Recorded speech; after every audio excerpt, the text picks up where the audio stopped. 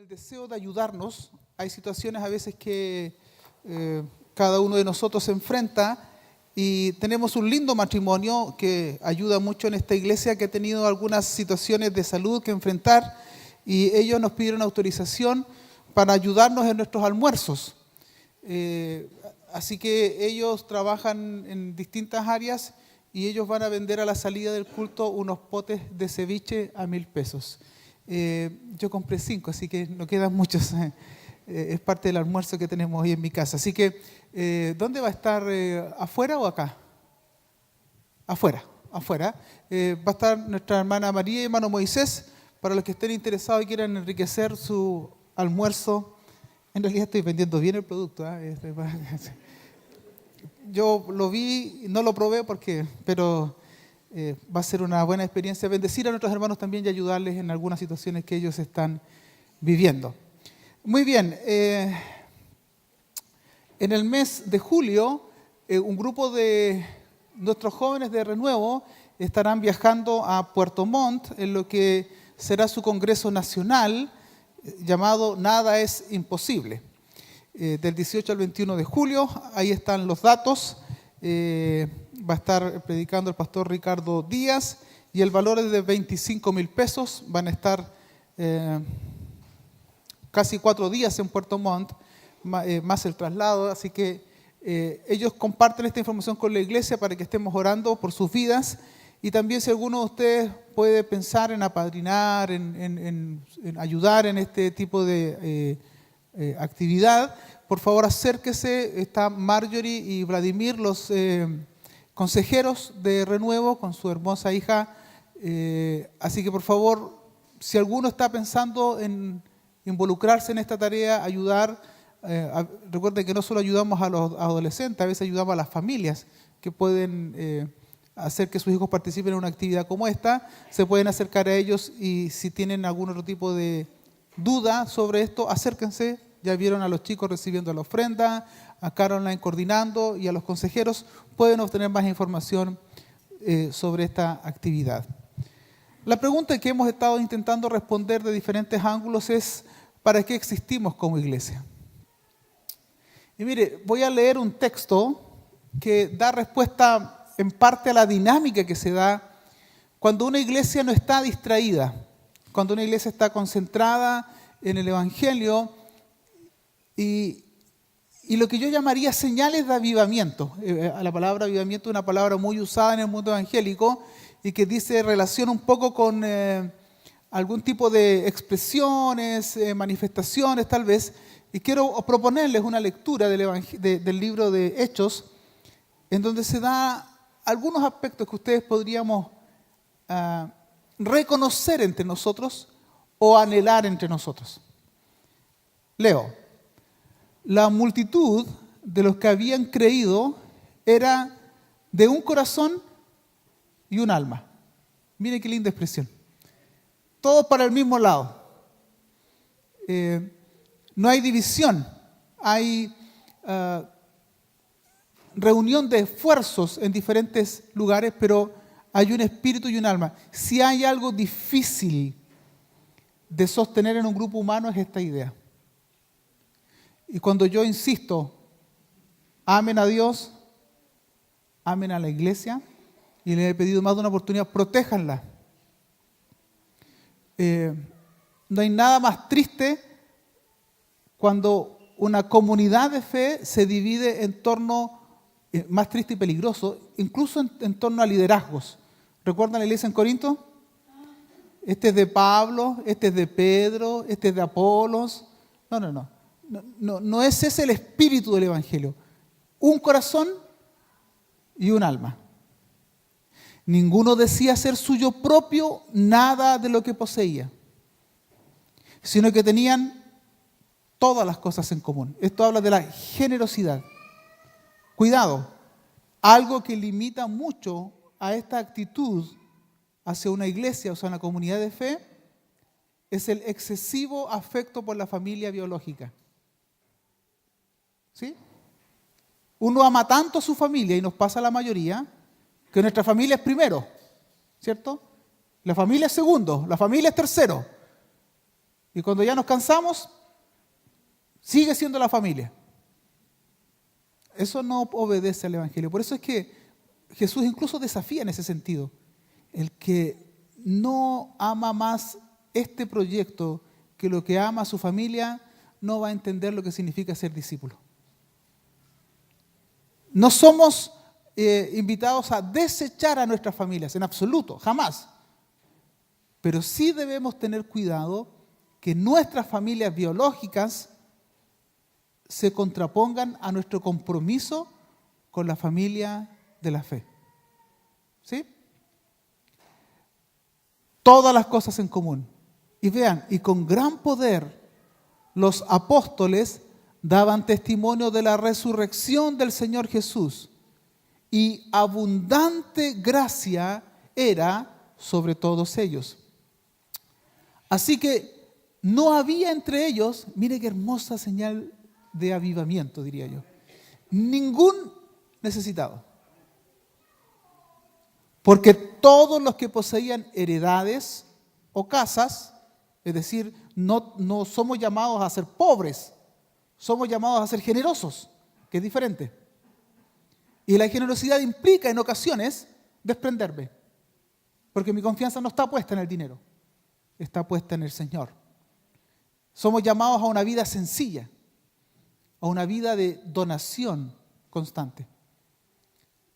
Porque todos los que poseían heredades o casas las vendían y traían el producto de lo vendido y lo ponían a los pies de los apóstoles y se repartía cada uno según su necesidad.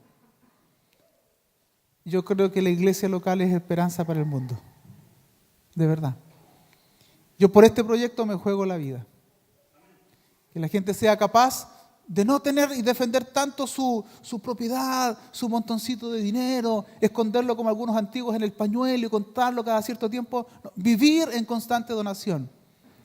¿Por qué? Porque cuando buscamos el reino de Dios y su justicia, ¿qué sucede? El Señor añade para cubrir nuestras necesidades. De hecho, a la gente que ofrenda y diezma en esta iglesia les pedimos siempre lo siguiente: por favor, háganlo con alegría, según el texto bíblico, porque Dios ama ¿a quién? Al que da con alegría. Se imagina que yo pidiera una agüita caliente ahora y alguien viene y me la trae. Ahí está. Me trajo el agua, pero me la trajo ¿cómo? Dios dice ama al dador alegre, porque en la alegría hay afecto, hay un compromiso entre el ayudado y el ayudador. Entonces, nosotros, desde nuestra reflexión bíblica, existimos como una prolongación del plan de Dios a través de la historia.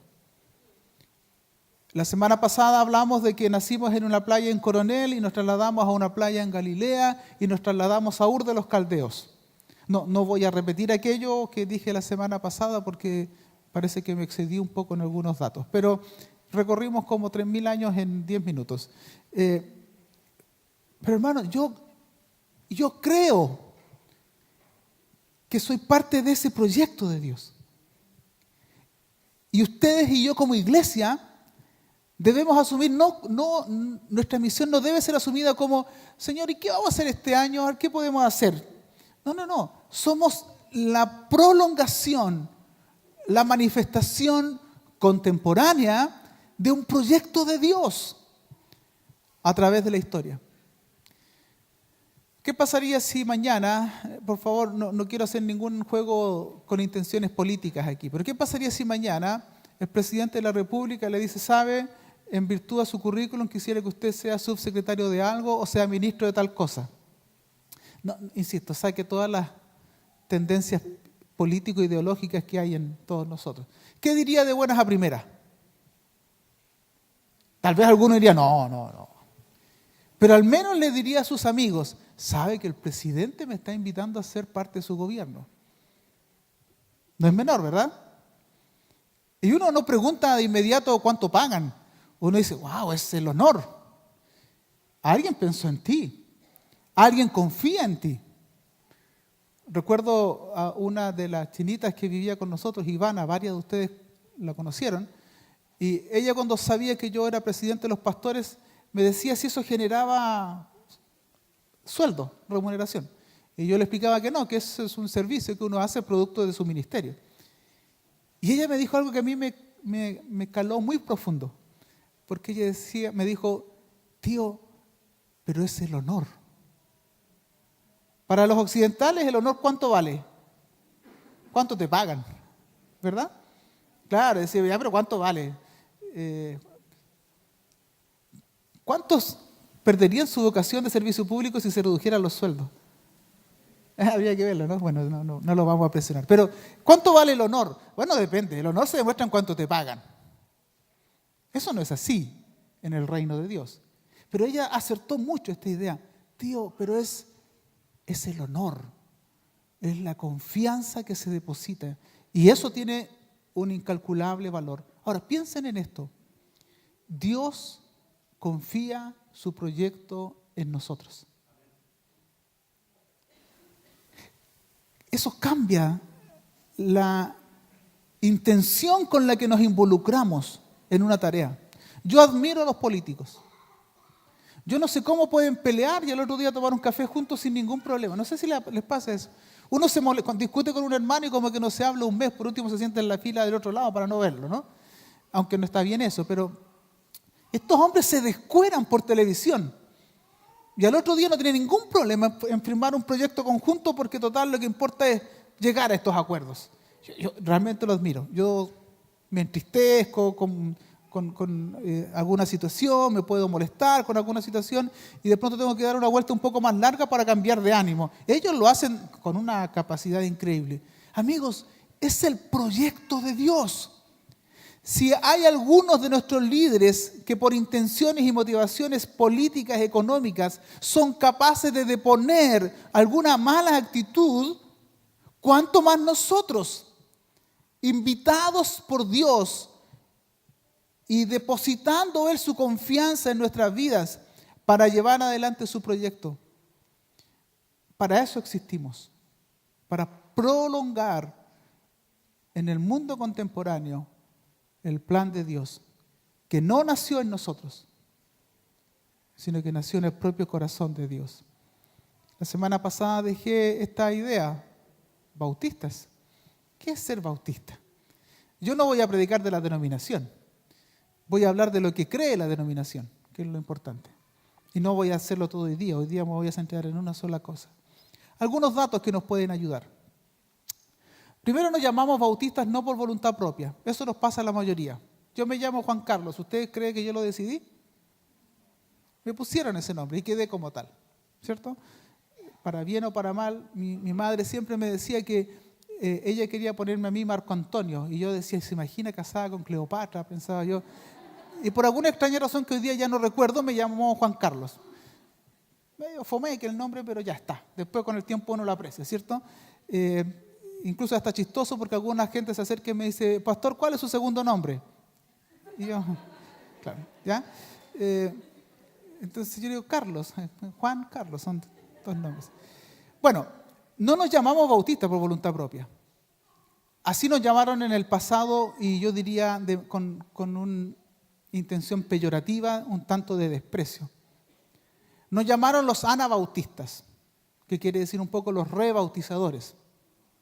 Hoy el nombre sería sencillamente los bautizadores. De hecho, algunos cuando hablan de los bautistas, los que bautizan. Entonces, no es un nombre que nosotros elegimos. Es un nombre que nos pusieron. Y la razón no es porque bautizamos a gente adulta, como algunos dicen, o por el contrario, algunos plantean, no es que ellos son bautistas porque no bautizan a los niños. Cuando hacemos oraciones aquí los presentamos, no hay agua de por medio. ¿Cuál es la razón? Se nos llama bautistas porque nosotros enfatizábamos en el bautismo de creyentes. Para nosotros, y eso está asociado con otro principio que practicamos, la fe no debe ser impuesta. ¿Sí? No puede ser por lo mismo estatal. Hay una fe del Estado y todos los participantes de este Estado tienen que tener esta fe. No, nosotros nos oponemos tajantemente a eso. Aunque sea un Estado que quiera ser cristiano. Nosotros no imponemos la fe. Eso lo hizo la iglesia en algún momento, cuando comenzó a dejar de pensar en tener a Jesús como centro y comenzó a pensar en la salvación que venía de Jesús desde la cruz y cómo esa salvación se hacía efectiva en las personas. Y se diseñaron algunos elementos religiosos muy lindos, pero se estableció, por ejemplo, que la salvación se hacía efectiva cuando tú te bautizas. Y se tomaba por ahí un texto, disculpe la terminología, un texto guacho por ahí, ¿no?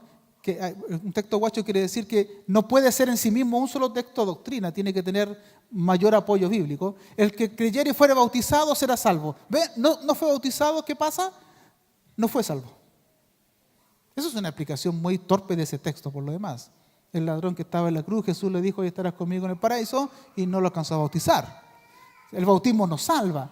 Pero se instaló en la creencia cristiana, a través de la historia, un poquito pasado San Agustín tal vez, que el bautismo salvaba. ¿Y quiénes eran los que podían bautizar? Solo los sacerdotes.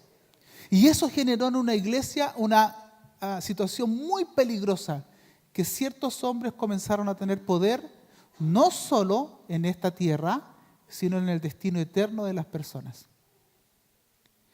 Y entre ese poder y el negocio hay una línea muy, muy, muy delgada. Y entonces comenzaron a bautizar a la gente y a vender, y entonces los niños también tenían que ser bautizados. Habían situaciones dramáticas. Una mujer había dado a luz, su hijo se muere, ¿y dónde se va el niño? No fue bautizado. Si esa mujer había tenido, por desgracia, en su lectura de aquel tiempo, no se había casado, el hijo no podía ser salvo. La mujer no solo perdía a su hijo en la tierra, sino que además entendía que su hijo era condenado eternamente, sin haber pecado. Eso nuestros antepasados no lo aceptaron. El tema de las indulgencias fue todavía más horroroso, porque se comenzó a vender la salvación, y cuando alguien que no había sido bautizado o que no tenía clara su fe estaba en un lugar intermedio, se vendía una indulgencia, el cura elevaba una oración, incluso hay una declaración por ahí histórica que cuando la moneda caía en el ofrendero, en el arca de la indulgencia, el alma se liberaba en el cielo. Y así cierto sector de nuestra religión se enriqueció groseramente. Nosotros dijimos, no, Señor, el bautismo es para los creyentes, para aquellos que pueden decir, sí, sigo a Jesús. Yo reconozco en Él el Mesías y estoy dispuesto a seguirlo. Es decir, para nosotros el bautismo es una manifestación de una opción voluntaria por el seguimiento de Jesús. Por eso es que cuando oramos por los niños, entre otras cosas pedimos, Señor, guárdalos para el día de la salvación, que algún día tengan un encuentro personal contigo. Oramos para que el Señor los ayude en eso. Los educamos, los dirigimos, pero cada uno hace su propia opción de fe. ¿Me sigue? Somos llamados bautistas porque nosotros hablamos del bautismo de creyentes. No una fe que se hereda, sino una fe que se elige voluntariamente. Por otro lado, en el bautismo de creyentes, nosotros tenemos la lectura del Evangelio radical, que el bautismo significa morir en Cristo y resucitar con Él para vivir un proyecto renovador. Amigos, el bautismo no es un chapuzón, de la misma manera que el matrimonio tampoco es una fotografía. Es un compromiso voluntario, serio, responsable, en donde yo digo, estoy dispuesto a seguir a Jesús, estoy dispuesto a morir a una forma de entender la realidad y resucitar con Él para vivir en el reino de Dios. El bautismo es un símbolo muy radical, muy potente, con una belleza incalculable que a veces perdemos el sentido nosotros. A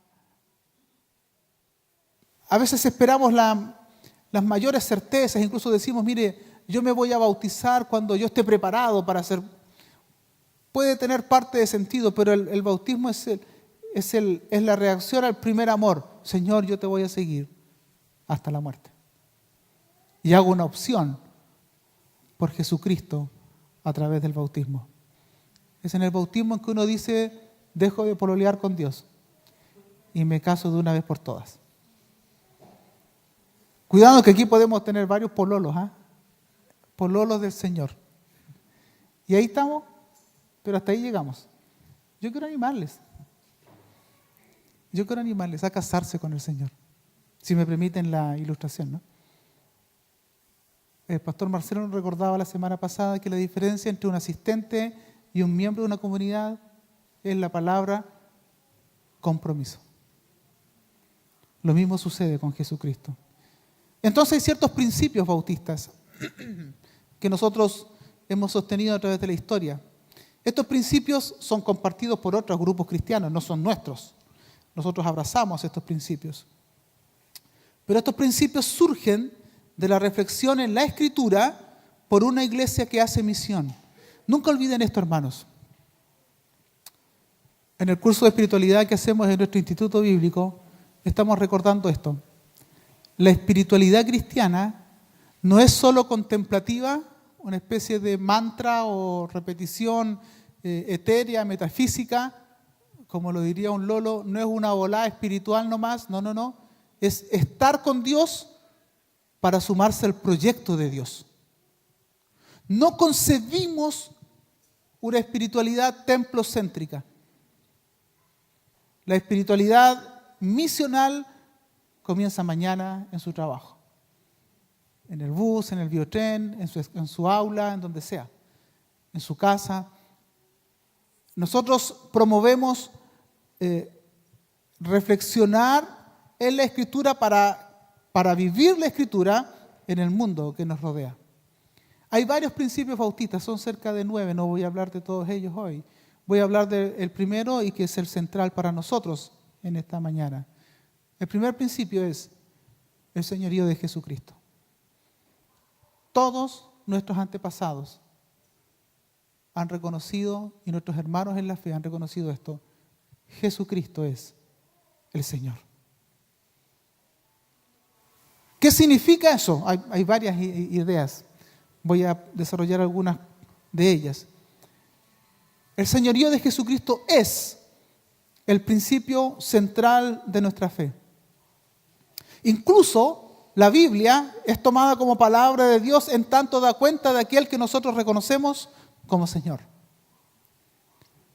Reconocemos a Jesús como el Mesías, que es la misma idea de Cristo, solo que está en idiomas distintos, Cristo en griego, Mesías en hebreo. A Jesús como el Mesías de Dios, como el enviado, como el ungido de Dios, y asumimos su vida, su obra y sus enseñanzas como autoritativas para nuestra vida personal y para nuestra misión. No solo la cruz sin duda, fuente de salvación, pero Jesús no solo vino para morir en la cruz. Jesús vino para estar entre nosotros, para enseñarnos cosas, para mostrarnos cómo acercarnos a la Escritura, para mostrarnos cómo relacionarnos con el ser humano. Toda la vida de Jesús es un referente para nosotros. Fíjese que cuando Jesús había muerto, resucitado y ya había ascendido, como lo registra la Escritura, Pedro tiene que dar un sermón frente a las autoridades religiosas. Y mire cómo lo dice Pedro. Sépalo bien, está dirigiéndose a un pueblo religioso como Israel, judío. Sépalo bien todo el pueblo de Israel, que a este Jesús, a quienes ustedes crucificaron, Dios lo ha hecho y le da 2 títulos. Lo ha hecho Señor y Cristo. Eso es un puntapié en las canillas para los judíos. Dios lo ha hecho Cristo. ¿Mesías? ¿Qué? Nosotros esperamos otro Mesías. Queremos un Mesías nacionalista que venga y le pegue a todos los malos que nos oprimen y que nos vuelva a llevar como la corona de la humanidad. la luz de las naciones, Jerusalén como esplendor y que todos nos admiren, incluso puedan adorar a nuestro Dios en la medida que nuestra religión se los permita. A ese crucificado tú dices que el Señor, Yahvé, lo hizo Señor y Cristo. Eso genera mucho ruido. Permítanme hacer algunos comentarios que les pueden ayudar para dialogar en sus grupos pequeños. Señor y Cristo son dos expresiones hebreas que se tradujeron al griego y desde ahí al español. ¿Por qué hebreo, griego y, español? Porque hablamos español. El Nuevo Testamento fue escrito en griego, porque era parte del idioma que se manejaba en el tiempo de Jesús. Sin embargo, el Antiguo Testamento no fue escrito en este idioma, habría sido escrito en hebreo y en algunas porciones en arameo. Por lo tanto, tienen su semejanza. Señor y Cristo, en hebreo sería Adonai y Mesías, una transliteración para no mencionarlo solamente en los idiomas semíticos, que sería incomprensible para nosotros. Señor y Cristo, dos títulos que los judíos lo tenían en su idioma hebreo, que era Adonai y Mesías. Vea, el término hebreo Adonai se usaba para referirse a Dios. Salmo 23, ¿qué dice? Ustedes saben, ¿no? ¿Qué dice? Jehová es mi pastor, nada me faltará. ¿Sí? Cuando un rabino iba a leer el Salmo 23 y decía ahí, Javé, en hebreo, es mi pastor, antes de decir Javé o Yahvé, como diríamos nosotros, él tenía que hacer un cambio mental. No podía decir el nombre de Dios en público, porque el nombre de Dios no se tomaba en vano. Por lo tanto, había mucho temor al nombre de Dios, porque el nombre de una persona era respetar la persona. ¿Sí? Es como cuando, por ejemplo, yo mismo. Oye, ¿y qué predicó el Juan Carlos hoy día? ¿Sí? Esa forma de expresar pudiera ser un tanto irreverente, irrespetuosa. ¿Qué dijo el profetante hoy día? Un poco extraña. Había que respetar el nombre de alguien. El nombre de Dios no podía tomarse en vano. El rabino o el lector venía y decía, Javé es mi pastor, decía, no puedo decir Yahvé. Y decía, Adonai, el Señor es mi pastor. De hecho, varias traducciones, respetando esa práctica judía, en el día de hoy ya no ocupan mucho el nombre Jehová, ocupan la idea de el Señor. Cuando aparece Yahvé o Jehová, traducen de inmediato en español como el Señor, para respetar esa práctica judía. Es más, el nombre Jehová no existía. El nombre Jehová es una unión de dos nombres. Javé, con las vocales de Adonai o de Eloha o Elohim, que era la otra idea de nombrar a Dios. Entonces tomaban una letra de esta y la ubicaban, y ahí apareció Jehová, que en nuestro español sería Jehová. Entonces cuando alguno dice, el nombre de Dios es Jehová, tampoco era ese. Lo que pasa es que en nuestro idioma español, este tetragramatón, las 4 palabras sagradas que se llaman, es muy difícil pronunciarlo. ¿Cómo? Yahvé. Bueno, eso es lo más parecido que nos puede salir, porque además es un sonido gutural. ¿Ya? La traducción, entonces, repaso, el término hebreo Adonai se usaba para referirse a Dios. ¿Sí? Y reemplazaba al nombre Javé. La traducción de Adonai al griego es Kyrios, que en español es Señor. O sea, cuando un hebreo dice Adonai, está diciendo Señor. ¿A quién le dice un judío Adonai? A Dios. ¿Sí? Sigo. El título Mesías era traducido por Cristo en griego y en español suena igual, Cristo. Es un título, más que un nombre. En el tiempo de Jesús, observen esto, el término Señor, ya hablando en griego y en la cultura greco-romana de aquel tiempo, se le asignaban a 3 ideas el nombre Señor o el título Señor. Primero a los amos, los que tenían esclavos. Al amo, ¿cierto? Había que decirle Tarzán decía sí buana, sí mi amo, dirían algunos. En ese tiempo diría sí mi Kyrios, sí mi Señor. Y al Señor, al amo, se le obedecía en su misión, incluso se le rendía pleitesía. Sí, mi Señor. Sí, mi Señor. El amo, el dueño. El esclavo no podía sobrepasarse. Incluso había en aquel tiempo algunas cosas muy particulares. Los griegos habían invadido el sector, los griegos eran muy cultos, después vinieron los romanos, y los romanos tenían esclavos que eran más cultos que ellos. Habían estudiado filosofía y todo esto. Esto suele pasar en el día de hoy. No crean que los pitutos llegaron ahora nomás. No siempre los más brillantes están arriba. Señor se le decía al amo, también se le decía al César, Kyrios, como emperador y autoridad máxima en la pirámide social de Roma. No hay nadie por sobre el Kyrios, por sobre el César, el Señor. Y también se le atribuía a Dios ese mismo término, Señor. ¿Qué sucedió? Los cristianos del primer siglo asumieron un compromiso radical con Jesús, a quienes reconocieron como su Señor personal, la idea del amo. ¿Sí? Incluso estoy dispuesto a ser tu esclavo, Señor. Mire qué linda la figura. Tú eres mi Señor. Nosotros nos quedamos después en el lenguaje porque no hacemos ese recorrido. Él es mi Señor personal, acéptalo como tu Señor personal. No sabemos mucho qué evoca, pero es esta idea. Yo, por sobre todo, elijo someterme a tu señorío. Acepto que tú seas mi amo incluso. Acepto hasta ser tu esclavo para que trabajemos juntos en tu proyecto. Los mismos cristianos llamaron a Jesús como Señor en absoluta rebeldía a César.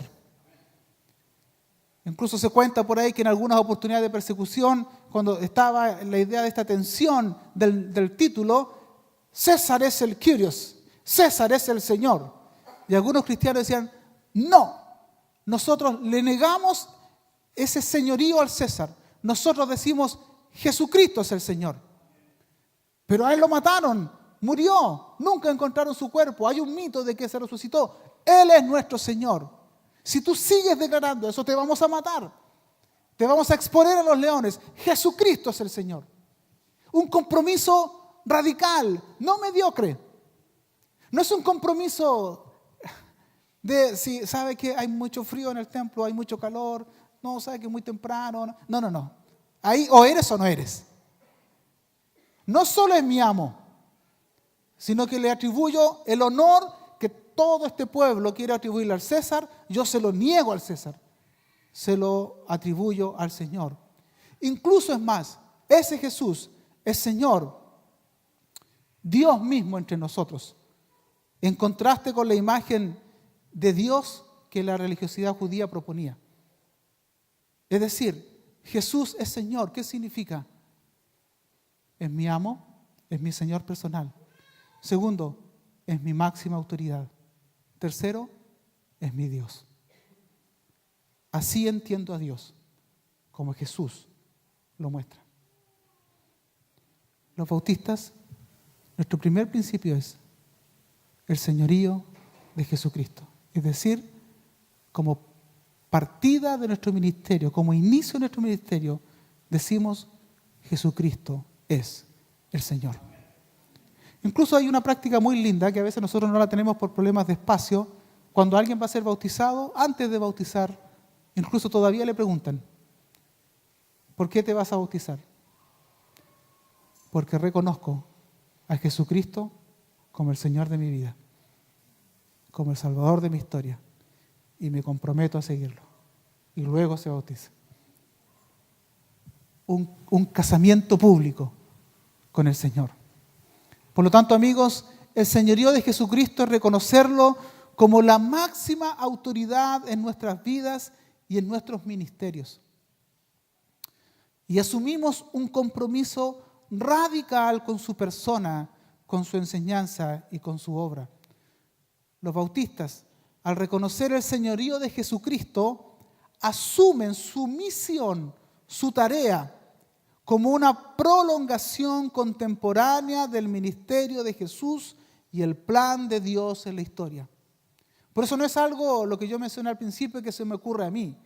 Todos nuestros antepasados han visto su misión, su tarea, como una prolongación contemporánea del ministerio de Dios en la historia.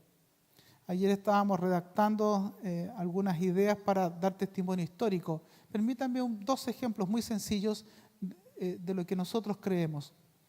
Nosotros creemos que Jesús transforma las vidas. Cuando lo aceptamos como Señor y asumimos su señorío en nuestras vidas, suceden cosas muy liberadoras en el ser humano. Afuera hay un armonio que dice no tocar, como una especie de piano, no sé si lo han visto. Ese armonio fue traído por algunos misioneros hace ya más de 50 años atrás, tal vez. Ese era nuestro único instrumento de alabanza que teníamos antes. No teníamos los músicos que tenemos ahora, y para poder hacer tocar ese armonio había que estar todo el rato pedaleando porque le daba un aire. Ese armonio fue una ofrenda, una forma de hacer misión entre nosotros. La forma de proyectar el ministerio a través de la historia no ocurre con nosotros nomás. Hubo otros que estuvieron antes de nosotros. La semana pasada hablaba de los hermanos Estrada. Orlando Estrada tocaba ese armonio en aquel tiempo. Nuestra hermana Delia Lucares tocaba aquel instrumento, y otros aprendimos en aquel instrumento, y por eso estábamos más flacos, porque pedaleábamos todo el rato, ¿cierto?, tratando de hacer sonar aquel instrumento. ¿Por qué está ahí? Para que no se nos olvide que somos una prolongación del ministerio de Dios en el que otros han trabajado. Arriba hay un cuadro que dice: por gracia sois salvos por medio de la fe, no por obras, para que nadie se gloríe, ¿cierto? ¿Por qué está ahí? Ese letrero fue donado, regalado por la hermana Inés Salamanca, esposa del hermano Pedro Fernández. ¿Quién es Pedro Fernández? Una persona que se convierte en Jesucristo, negociante en Coronel, y que entrega una bodega donde se vendía vino, la gente se emborrachaba, cede por muchos años ese lugar para que en lugar de ser una bodega sea el templo de la primera iglesia bautista en Coronel. Y ella regaló ese cuadro que tenemos hace más de 45 años. Por gracia sois salvos. Lo tenemos ahí. Vamos a poner una leyenda para recordarlo. ¿Para qué? Para que no se nos olvide que somos salvos por gracia y que otros estuvieron antes que nosotros. ¿Me siguen? Esta iglesia reconoce el señorío de Jesucristo como una prolongación contemporánea del ministerio de Jesús. Otros fueron generosos antes que nosotros. Otros donaron antes que nosotros. El templo que compramos en Sotomayor fue una donación. Cuando llegamos aquí y observamos, mire lo que Dios ha hecho, sí, pero por favor nunca olvidemos que hizo muchas cosas antes que nosotros llegáramos, y que otros dieron muchísimo más de lo que tal vez algunos hemos dado aquí, porque reconocieron el señorío de Jesucristo en sus vidas. Un par de alcances más y ya termino. El señorío de Jesucristo no es una excusa para imponer nuestras creencias. Este es el gran problema de la iglesia. Constantino, el emperador, se hace cristiano, aunque algunos dudan de su compromiso, e instala que la fe cristiana tiene que ser acatada por todo el imperio. Y es la religión oficial. Y llega a la iglesia gente que no quiere tener problemas con el Estado. La fe no puede ser impuesta por un Estado. Si Chile va a ser para Cristo, no significa que Chile va a ser un país cristiano en el sentido institucional. Es decir, si alguien se atreve a no ser cristiano, lo vamos a castigar. Eso contradice el Evangelio de Jesús. Me violenta la forma en que algunos evangélicos, y haciendo estudios cómo se han movilizado políticamente para obtener ciertos lugares, lo único que esperan es imponer la fe cristiana en la sociedad chilena. Eso no es el señorío de Jesucristo. La Biblia dice, dirigiéndose a todos declaró, subrayo, si alguien quiere ser mi discípulo. ¿Me siguen? Si toma la decisión libre y voluntaria debe negarse a sí mismo, llevar su cruz cada día y seguirme. Pero si alguien quiere, es decir, el ejercicio de la voluntad, la fe y el señorío de Jesucristo no debe ser excusa para imponer nuestras creencias. Las creencias se viven con convicción y alegría, pero no se imponen. ¿Me siguen? Segundo, el señorío de Jesucristo no es una excusa para escalar en el poder social. No queremos que la gente crea en Jesucristo para yo entonces optar a algún cargo a causa de mi investidura. Nosotros los pastores bautistas hemos tratado de elaborar algunos códigos de ética. Por ejemplo, yo no puedo tener un beneficio particular, social, solo porque soy pastor. Yo no podría, si un carabinero me controla y me dice que yo cometí una infracción y yo decirle, sabe que yo soy pastor. Eso me podrían disciplinar. Porque nunca usaremos nuestra investidura para beneficios personales. Eso no significa que si usted me quiere regalar piñones, yo no los reciba. Eso es otra cosa. No nos confundamos, ¿cierto? Sandía, harina tostada, esas cosas no tienen ningún tipo de complicación ética. Se reciben con alegría. Pero yo observo a personas que solo los mueve hambre de poder. Les voy a pedir algo que les va a sonar extraño. Oremos por nuestros hermanos católicos. El Papa Francisco llamó a todo el liderazgo a Roma. ¿Vieron las noticias, no? ¡Wow! Hay algunos que están asustados, incluso algunos tienen expectativas muy nobles sobre qué va a pasar ahora. Porque él reconoce algo que no es muy común. Yo cometí errores. Y reconoce que lo informaron mal. Oremos por ellos. Hermanos, ellos no son nuestros enemigos, un dato. Sí, nuestro enemigo es otro. Sí, es de negro, por si acaso. No, de verdad lo digo, porque a veces pensamos que la gente es nuestra enemiga, ¿no? No, por favor, oremos por ellos. Es una situación compleja. A mí no me gusta cuando hay crisis en otras iglesias que nosotros saquemos provecho. Bien, varios se van a ir, se van a venir para acá. No. De verdad, la gente saca cálculos muy torpes a veces. No, oremos por ellos también. Hay gente que quiere creer, que cree y el Señor les ayude. Pero cuidado, ¿por qué lo cito? Porque uno de los problemas que hay es que se ha vinculado el cristianismo al poder político, a acomodarse en algún lugar. ¿Y cuál es el problema? Que al querer optar a los poderes genuinos, legítimos de este tiempo, lo que a veces hacemos es perpetuar la injusticia en nuestra sociedad. ¿Qué dijo Jesús? Jesús los llamó y les dijo: como ustedes saben, los gobernantes de las naciones oprimen a los súbditos y los altos oficiales abusan de su autoridad. Los altos oficiales, parece que buscó adrede nuestra querida institución del orden y patria, ¿no? Los altos oficiales abusan de su autoridad. Pero entre ustedes, pero si todos roban, ¿han escuchado esa idea, no? Pero si todos roban, los políticos roban, las autoridades roban, los carabineros roban, los sacerdotes roban, los pastores roban, todos roban, robemos todos entonces. Los gobernantes de las naciones oprimen a los súbditos. Entre ustedes no debe ser así. Al contrario, el que quiera hacerse grande entre ustedes deberá ser su servidor. Y el que quiera ser el primero deberá ser esclavo de los demás. Así como el Hijo del Hombre no vino para que le sirvan, sino para servir y para dar su vida en rescate por muchos.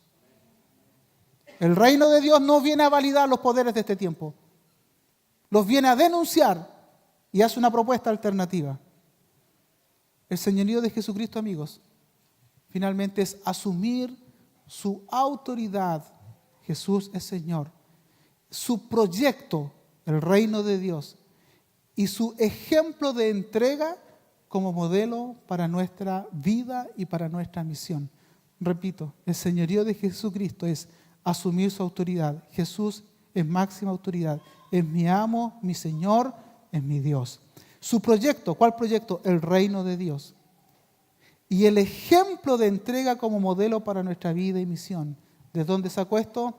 Haya pues en vosotros este sentir que hubo también en Cristo Jesús, el cual siendo en forma de Dios no estimó el ser igual a Dios como cosa que aferrarse, sino que se despojó a sí mismo, tomando forma de siervo, hecho semejante a los hombres, y estando en la condición de hombre, se humilló a sí mismo, haciéndose obediente hasta la muerte, y muerte de cruz, por lo cual Dios también le exaltó hasta lo sumo. Parece que nosotros queremos la exaltación en esta tierra y el sufrimiento en la eternidad. Es al revés. Aquí servimos al Señor, luego seremos exaltados. Por lo cual, después de su obra, Dios le exaltó hasta lo sumo y le dio un nombre que es sobre todo nombre, para que en el nombre de Jesús se doble toda rodilla de los que están en los cielos y en la tierra. Esto significa un hecho futuro, celeste. Y toda lengua confiese, ¿qué cosa? Jesucristo es el Señor, para gloria de Dios Padre. Jesucristo es Señor, amigos. Por eso decidimos seguirlo en la vida, servir y amar como Él lo hizo. La pregunta es, ¿y para ti? ¿Quién es Jesús? ¿Qué rol juega en tu historia? Les invito a orar.